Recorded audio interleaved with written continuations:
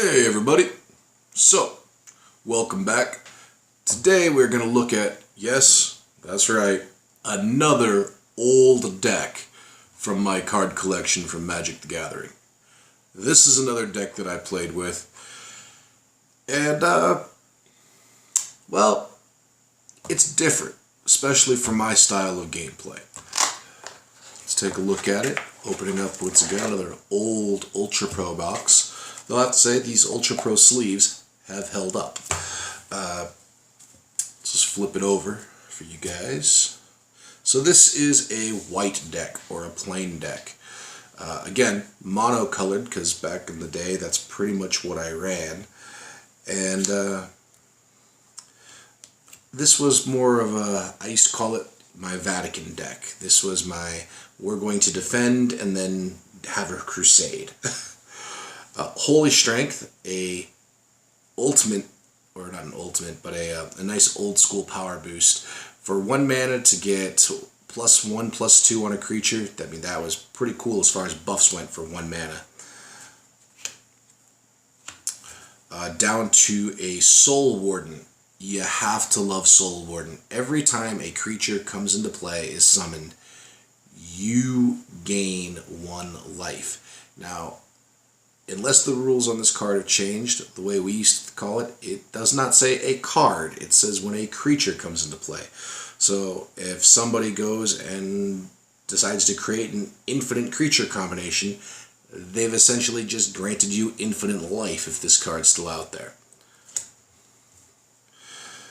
Then we have, of course, the Sierra Advocate.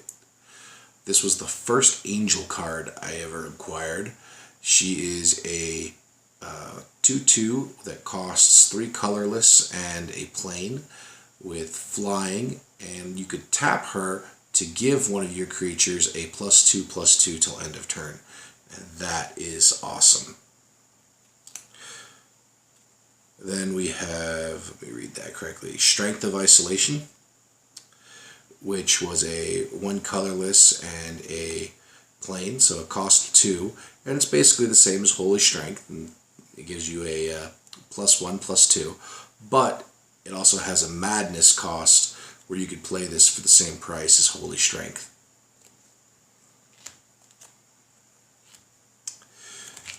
Healing Slave, or Slav, or however you're supposed to properly pronounce that word. Cost 1, either prevent 3 damage or gain 3 life. Not the most powerful card, but if you're playing somebody who likes to use Lightning Bolt, kind of the anti-Lightning Bolt. And then we have, what's this one? In Spirit. So this was a cost 3, 2 colorless and a plain.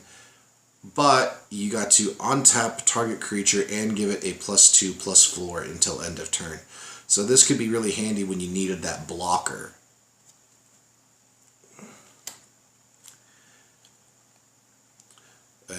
Angelic Page, flying creature, 1/1 for 2 mana, so 1 plain and a colorless.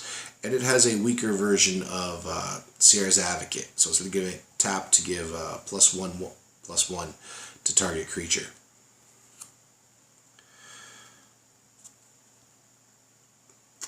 So the Deviant Archer, or Daviant, or however that is supposed to be pronounced. Let's see if we can get that to focus. Yeah.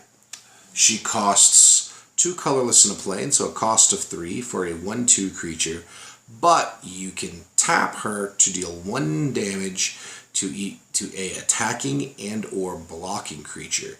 So someone decides to swarm you with some 1/1s, you can tap her to kill those off, or somebody's blocking your bigger creature, you can tap her to get rid of that and get more damage through.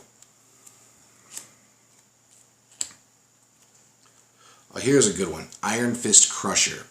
Now he was a little expensive because he cost 5 mana, 4 colorless and a plain, but his ability was to block as many creatures as you decided he blocked. So he could block somebody's entire infinite army, potentially.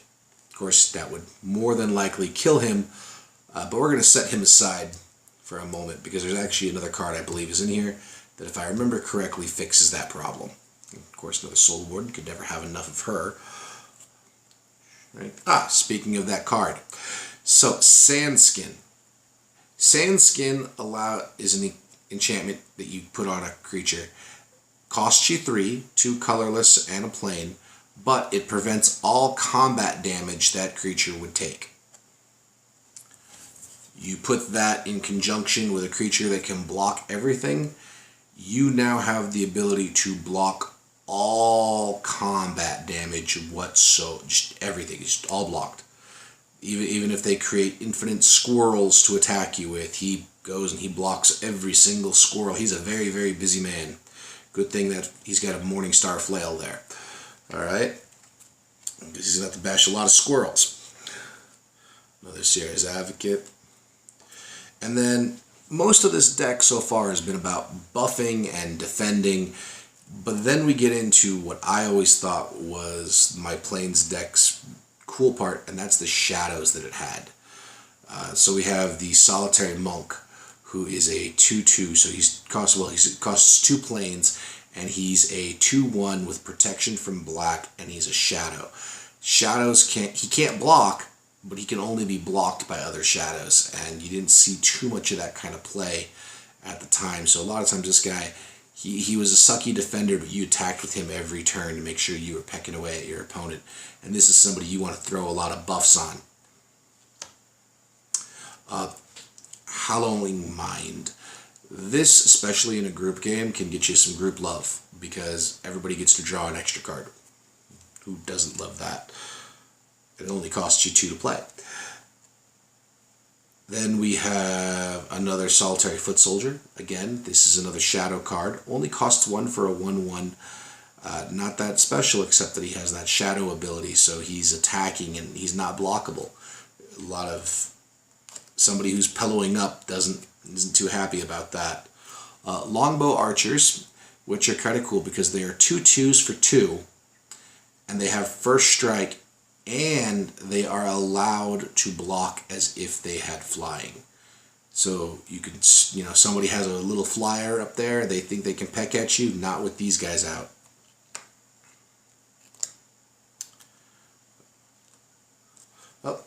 Solitary Lancer. This guy comes in, he costs you 3, 2 colorless and a plain for a 2/2, but he has first strike, and he's a shadow. So just in case somebody has a little shadow to defend with, you use this guy first, he'll go in there and hopefully kill it. Throw a Holy Strength on him.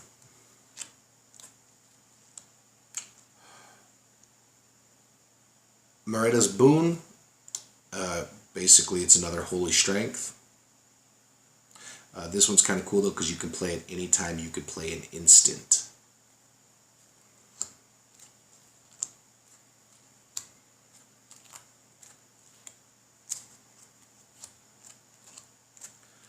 Let's see, is there anything? Here we go. That's alternative artwork for Angelic Page. I actually like this artwork better. Alternative artwork for the Healing Slave. Dual Land. Orem's Prayer. If any creature attacks you, you gain 1 life for each attacking creature. This is awesome, and if somebody's got a bunch of little, for example, like me with my goblins, this could become a problem for me, especially if you have this in conjunction with a Soul Weaver. So now you're collecting life for all the creatures I create, and most of my 1/1s are attacking you becomes pointless. That's an awesome card to have. More Dual Land. The Heavy Ballista. This is kind of like the Archer we talked about earlier. Costs 4, 3 colorless and a plain. And you have the ability, it's a 3/2, but you can tap it to deal 2 damage to a attacking or blocking creature. And that, again, the ability to actually kind of block and stop creatures without having to risk actual contact, can help you out, because even if they have a creature with first strike, well, you know what, I can tap this instead of blocking you and just stop you that way.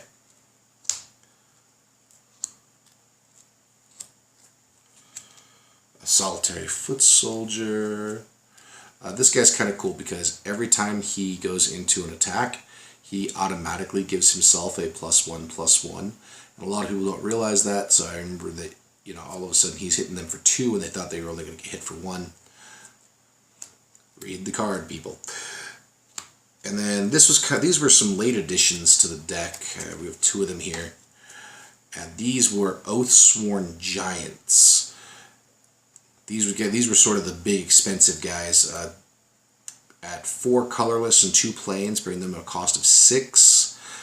And they have vigilance, but they also give all my other creatures vigilance, and other creatures you control get a +0/+2. So all of a sudden your defense capability just got huge. You know, coming in as a 3/4, that's awesome. You get 2 of them on the field, now all of a sudden you have 2 3/6s. Another solitary soldier. And that's the deck. So there you guys go. This was the Plains deck or white deck that I used to run. Like I said, I used to call it the Vatican deck because it would defend and defend and defend until you had a good shadow army ready, and then they would go out and go on a crusade. So there you guys go. I hope you enjoyed. I don't know if I'm going to keep this deck the way it is. I think that it's time that this deck probably gets rebuilt. But before I rebuild it, I want to play my nephew, who's getting me back into the game, with it, and see how it does against his modern gameplay. Till next time, guys, be good people, have fun doing it, and you know, if you like this content, leave a comment, hit a like, and let me know. We'll see if we keep doing this. Till next time, guys, have fun, make gains.